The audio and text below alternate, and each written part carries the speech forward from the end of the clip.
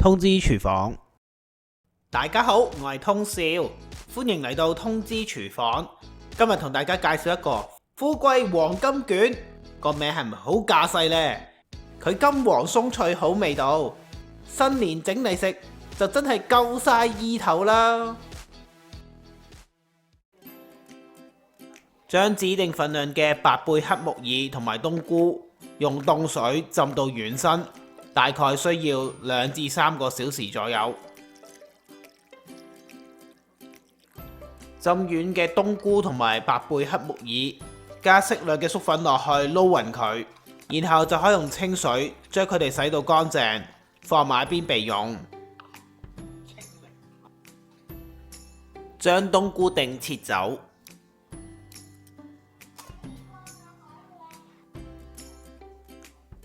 木耳尾部嘅硬塊，我哋都將佢切走。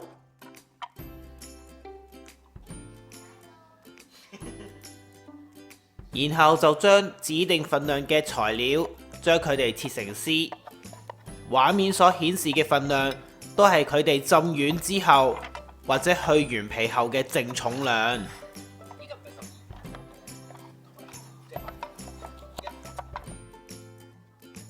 跟住我哋準備埋個汁料，攪勻好晒之後，可以試一試味，按照自己口味調校一下。好，咁開始炒啲材料啦。鑊入邊用中火燒熱，加入大概1茶匙油落去，再將頭先切成絲嘅材料逐樣加去鑊入邊，慢慢咁樣炒佢2、3分鐘，令到佢哋嘅香味釋出。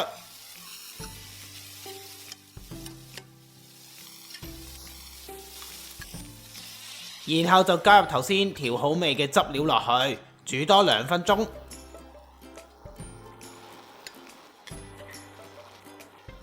最後要加返啲粟粉水落去，同啲汁料埋芡，要令到個汁料非常之結身，掛晒喺啲材料上邊。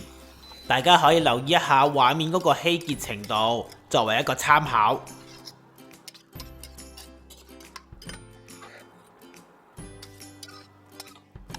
炒好嘅材料就先放喺一個碟入邊，要將啲材料完全攤凍。如果想快啲凍嘅話，亦都可以將佢室溫放咗一陣之後，就放入去雪櫃嗰度雪凍佢。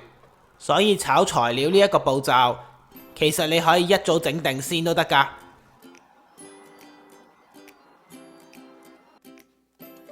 做腐皮卷，我哋必須要用到呢啲新鮮急凍嘅腐皮，通常嚟講都唔需要解凍嘅。佢即使放喺冰格度，仍然能夠保持軟身。剪開個包裝袋，拎佢出嚟就可以即刻用㗎啦。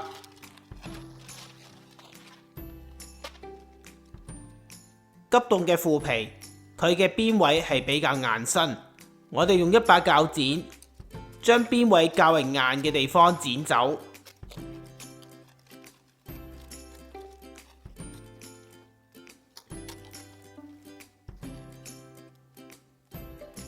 將一大塊嘅腐皮剪開成為4份，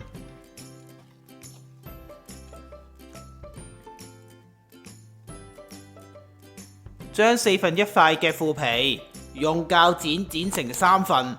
留意一下我嘅剪法，我會將佢左右兩邊切成2份嘅三角形，中間部分就變成一個4邊形。剪完之後不妨數一數，我哋總共需要大概16張嘅腐皮，而多咗剩咗出嚟嘅腐皮，可以將佢哋放入去保鮮袋入邊，放返喺冰格度，等下次先再用。而家就等我包一條俾大家睇下，麻煩大家耐心少少，睇一睇我嘅做法。首先喺腐皮上面加入大概2至3湯匙嘅餡料落去，然後就將腐皮兩邊稍微冚過啲餡料，然後將底下突出嚟嘅腐皮覆蓋住所有嘅餡料壓實，要確保所有嘅材料都俾腐皮包實先開始將佢捲起。同腐皮捲封口，當然唔係用膠水啦。我哋要準備一啲麵糊，將指定份量嘅麵粉同少量嘅水溝埋，要整到佢好似一個牙膏咁嘅狀態。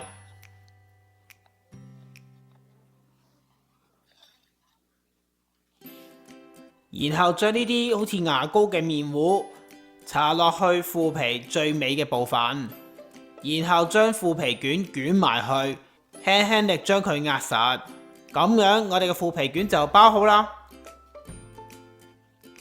做呢個腐皮卷記得要留意以下幾個重點：第一，個餡料唔可以太熱，亦都唔可以太濕，否則就好容易整爛個腐皮。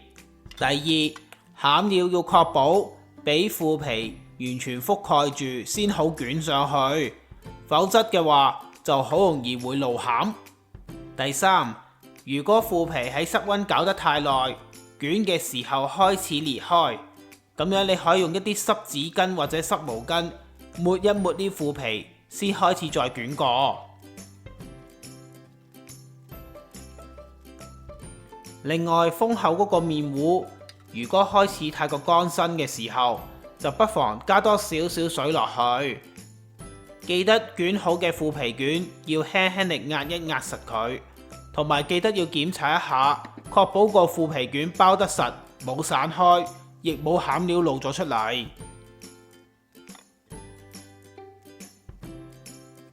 鍋入邊加入指定份量嘅油落去，用中火燒熱，然後就可以將腐皮卷放落去，用半煎炸嘅形式煎到佢兩邊金黃，大概每一面都要煎2分鐘左右。傳統通常會拎去油炸嘅，不過用半煎炸亦都可以，而且唔需要用到咁多油。我自己亦都試過放落氣炸鍋嗰度氣炸佢，效果出嚟就麻麻啦。但係如果大家有興趣嘅話，可以睇翻個文字食譜，會有呢一個資料提供俾大家。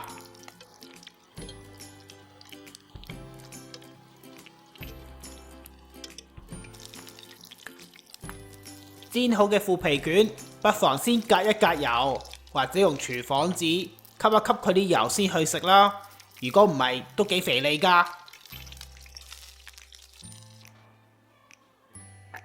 煎到脆卜卜、金黃鬆脆嘅腐皮卷，當然就要趁熱食啦。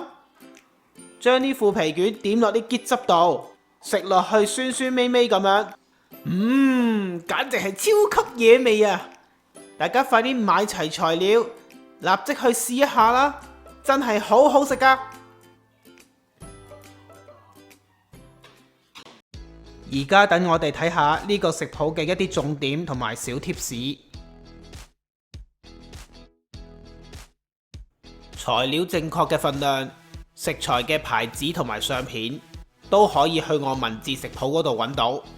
喺呢條片嘅煙簿就有呢個食譜嘅連結提供俾你去參考噶啦。如果大家中意我嘅短片，希望你會俾個 like 同埋 share 俾你身邊嘅朋友，仲要訂閱我嘅頻道支持下我。訂閱完之後記得要撳埋隔籬個鐘仔，咁樣你先會收到我最新嘅通知噶。我哋下次再見啦，拜拜。